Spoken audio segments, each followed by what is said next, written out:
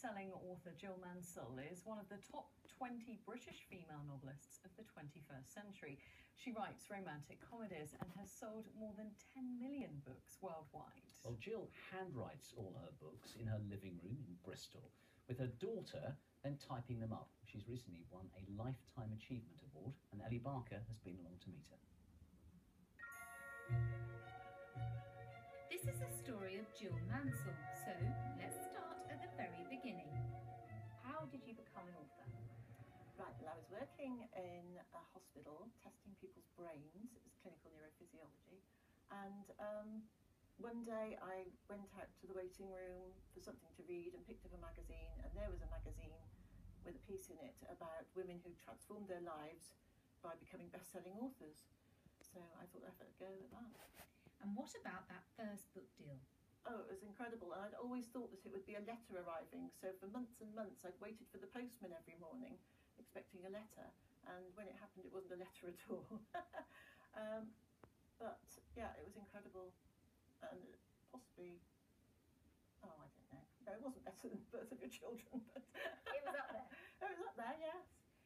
You have now had 27 books published. You can't imagine what it's like. I remember after sort of 2 or 3 books, somebody said, "Oh, you've now sold." It was about 70 or 80,000 copies, and they said that's big enough to fill a football stadium, a big football stadium. And so I was trying to imagine everybody in a huge football stadium sitting reading one of my books. When you're on holiday, you must have it where you see across the swimming pool somebody reading your book. What do you feel then? It's always lovely, but you do kind of watch them from a distance if you are on holiday and you see them at the other side of the pool, and then sometimes you see them reading away and then you see them putting it down and picking up another book instead.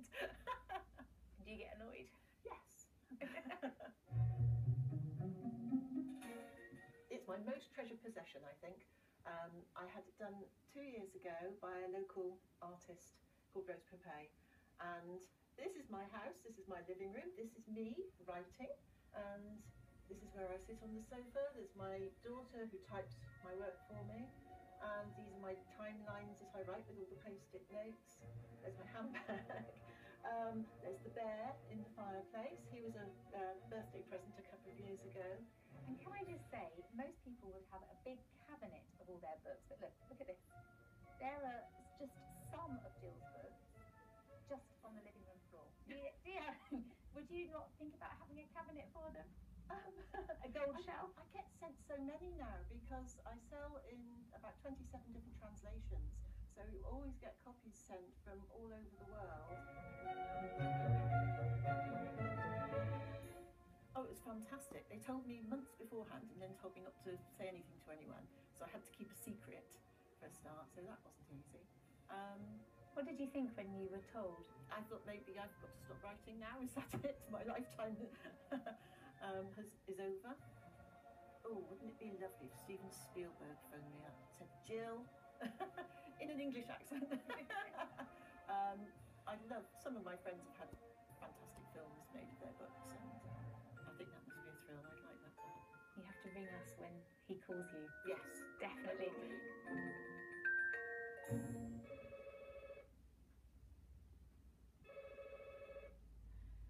Now, I have to confess, I haven't actually read one of Jill's books, but I will now. Well, I've seen lots of people reading them, and Yeah. he was dead right. You know, on holiday and things, you always see people with You their do. nose in one of her books, Yeah. and that was a great insight. Yeah, it was. Imagine getting a bear for your birthday. Yeah.